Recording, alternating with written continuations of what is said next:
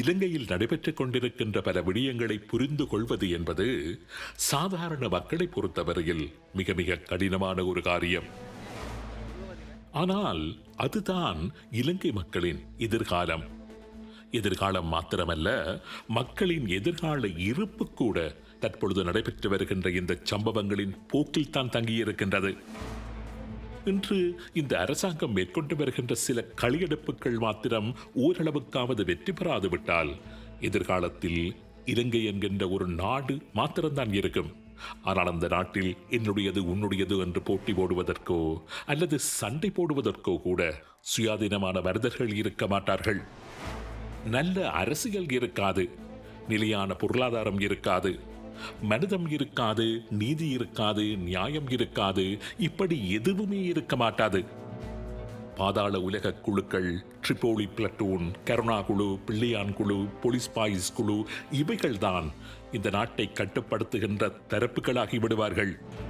கெகல்பத்திர பத்மே, JK பாய், கம்பஹா பாபா, திமட்டகுட சமிந்த, கனைமுள்ள சஞ்சீவ, இஷாரா செவந்தி, பிள்ளையான், கருணா, இவர்கள் போன்றவர்கள்தான் இலங்கையின் நிரந்தர தலைவர்களாகி விடுவார்கள். இலங்கை என்கின்ற நாட்டின் ஒட்டுமொத்த பொருளாதாரமுமே போதைப்பொருள் கடத்தலை அடிப்படையாக வைத்து கட்டியெழுப்பப்படுகின்ற ஒரு வகை பொருளாதாரமாகவே மாறிவிட்டிருக்கும்.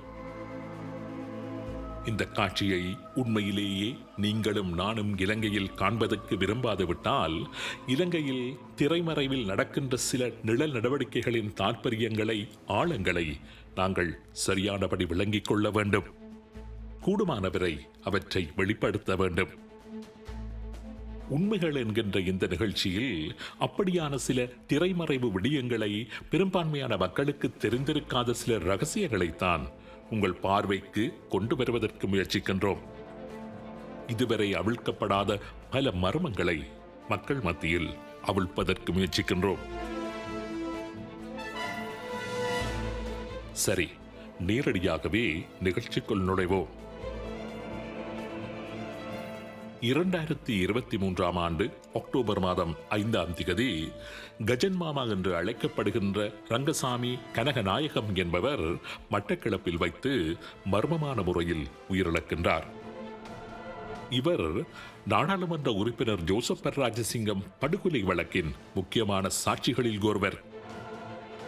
மட்டக்களப்பு மாவட்ட நாடாளுமன்ற உறுப்பினர் ஜோசப் பெர்ராஜசிங்கம் 2005ஆம் ஆண்டு டிசம்பர் மாதம் 25ஆம் தேதி கிறிஸ்துமஸ் நள்ளிரவு ஆராதனையின் போது மட்டக்களப்பு மரியாள் இணை பேராலயத்தில் வைத்து படுகொலை செய்யப்பட்டார். டிஎம்பிபி என்ற ஆயுதக்குழுவே அந்த படுகொலையில் சம்பந்தப்பட்டது என்கின்ற சந்தேகத்தில் அந்த ஆயுதக்குழுவின் தலைவர் பிள்ளையான் மற்றும் அந்த படுகொலையின் பிரதான சாட்சியான கஜன்மாமா உட்பட பலர் கைது செய்யப்பட்டு சிறைகளில் அடைக்கப்பட்டார்கள். கோட்டபாய ராஜபக்ஷ இலங்கையின் ஜனாதிபதியானதை தொடர்ந்து பிள்ளையான் உட்பட குற்றஞ்சாட்டப்பட்டவர்கள் அனைவருமே விடுதலை செய்யப்பட்டார்கள். ஜோசப் பெர்ராஜசிங்கம் படுகொலை தொடர்பான தனது நேரடி சாட்சியை ஐக்கிய நாடுகளுடன் சம்பந்தப்பட்ட அமைப்பொன்றிடம் வாக்குமூலம் வழங்குவதற்கு தயாராகி அந்த வாக்குமூலம் பதிவு செய்யப்படுவதற்கு 3 நாட்கள் இருந்த நிலையில் கஜன் மாமா மர்மமான முறையில் இறந்து போகின்றார். கிளிநொச்சி கண்டாவளியை பிறப்பிடமாக கொண்ட கஜன் மாமா இந்தியாவில் பயிற்சி பெற்று ENDLF அமைப்பில் நீண்ட காலமாக செயற்பட்டு வந்தவர். அதன் பின்னர் இலங்கை புலனாய்வு பிரிவுடன் இணைந்து பணியாற்றிய இவர் ட்ரிபோலி பிளட்டூன் என்கின்ற குறியீட்டு பெயருடன் ஒரு கொலைக்குழுவை ஸ்ரீலங்கா புலனாய்வு பிரிவு உருவாக்கிய போது அந்த குழுவில் இணைக்கப்படுகின்றார்.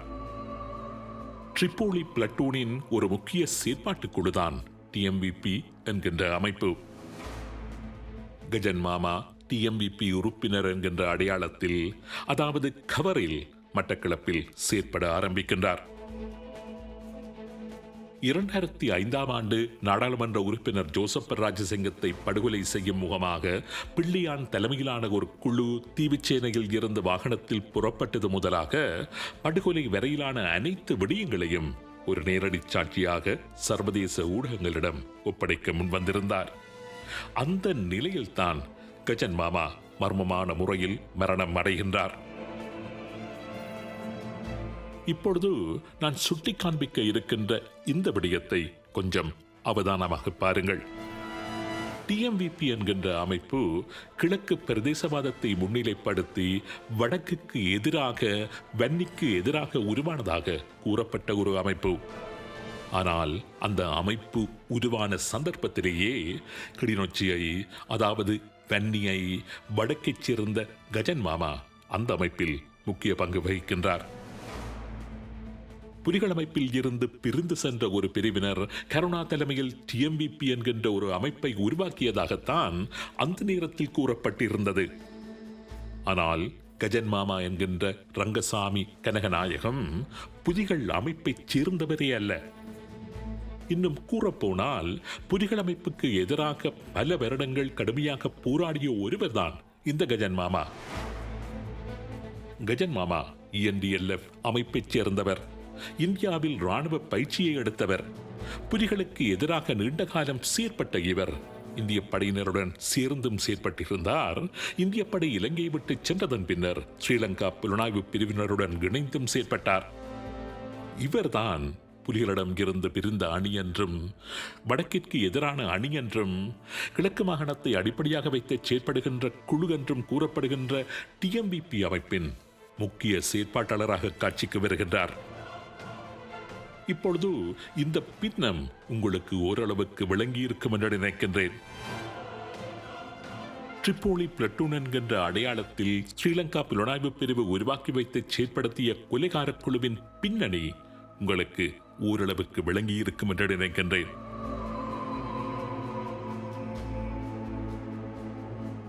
கஜன் மாமாவின் மர்மமான அந்த மரணம் எப்படி இடம்பெற்றது என்கின்ற விடயம் பற்றியும் அந்த மரணம் தொடர்பாக எழுப்பப்பட்ட சந்தேகங்கள் பற்றியும் நேரம் கிடைத்தால் இந்த நிகழ்ச்சியின் இறுதியில் பார்ப்போம், அல்லது அடுத்த உண்மைகள் நிகழ்ச்சியில் அது பற்றி பார்ப்போம். இப்பொழுது ட்ரிப்போலி குழுவில் அங்கம் வகித்த மற்றொரு முக்கிய சாட்சி அளிக்கப்பட்ட சம்பவம் பற்றி பார்ப்போம். அவருடைய பெயர் சாந்தன்.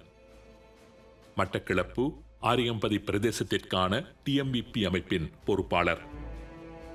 நாடாளுமன்ற உறுப்பினர் ஜோசப் ராஜசிங்கம் அவர்களை ஆலயத்தில் வைத்து நேரடியாக சுட்டவர்களுள் இவரும் ஒருவர். அது மாத்திரமல்ல, ஜோசப் ராஜசிங்கம் அவர்களை சுட்ட அந்த கைத்துப்பாக்கியை இந்த நேரமும் தன்னுடன் வைத்துக் கொண்டு மற்றவர்களிடம் அதனை காண்பித்து பெருமைப்பட்டுக் கொள்ளுகின்ற ஒருவர். சாந்தனின் மனைவி கிறிஸ்டினா என்பவர்தான் ஆரியம்பதி பிரதேச சபையில் டிஎம்விபி அமைப்பின் தவிசாளர். இதில் குறிப்பிடத்தக்க விடயம் என்னவென்றால், சாந்தன் விடுதலை புலிகளுக்கு எதிராக நீண்ட காலமாக செயற்பட்டு விடுதலை புலிகளை அழிப்பதற்கு பெரும்பாடுபட்ட EPRLF அமைப்பைச் சேர்ந்தவர். ஸ்ரீலங்கா புலனாய்வு பிரிவில் சம்பளம் பெற்று ஸ்ரீலங்கா புலனாய்வு பிரிவினரால் நீண்ட காலமாக இயக்கப்பட்டு வந்த ஒருவர். ஸ்ரீலங்கா புலனாய்வு பிரிவு ட்ரிப்போலி பிளட்டூன் என்கின்ற ஒரு கொலை பிரிவை உருவாக்கிய போது அந்த பிரிவினுள் உள்வாங்கப்பட்டு அந்த ட்ரிப்போலி பிளட்டூனின் ஒரு முக்கிய அங்கமாக செயற்பட்ட டிஎம்விபியில் சாந்தன் இணைக்கப்பட்டார். சாந்தனுக்கு வெளிநாடுகளில் இருந்த தொடர்புகள் காரணமாக ட்ரிப்போலி பிளட்டூன் தொடர்பான தகவல்கள் கசிய ஆரம்பித்ததை தொடர்ந்தும் கத்தோலிக்க திருச்சபையின் சில பாதிரிமார்களிடம் சாந்தன் ஜோசப் ராஜசிங்கம் படுகொலை தொடர்பான தகவல்களை பரிமாற ஆரம்பித்ததை தொடர்ந்தும் சாந்தனை மௌனிக்க வைக்க ட்ரிப்போலி பிளட்டூன் என்ற பிரிவை இயக்கிய ஸ்ரீலங்கா புலனாய்வு பிரிவு முடிவு செய்தது.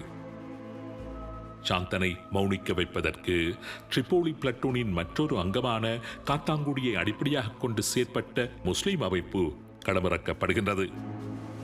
பிரித்தானியாவுக்கு தப்பிச் சென்று அங்கிருந்து தற்பொழுதும் செயற்பட்டுக் கொண்டிருக்கின்ற போலீஸ் பாயிஸ், ஸ்ரீலங்கா குற்றப்புலனாய்வு பிரிவினரால் அண்மையில் கைது செய்யப்பட்ட ஷஹீத், தற்பொழுது அரச சாட்சியாக மாறி ட்ரிப்போலி பிளட்டூன் செய்த ஏராளமான படுகொலைகள் பற்றிய இரகசியங்களை வெளிப்படுத்திக் கொண்டிருக்கின்ற ஹுசைன் போன்றவர்களால் 2008 ஆண்டு மே மாதம் 22 நண்பகல் 11:58 மணிக்கு காத்தான்குடியில் வைத்து பல நூற்றுக்கணக்கானவர்கள் பார்த்துக் கொண்டிருக்க சாந்தன் படுகொலை செய்யப்படுகின்றார்.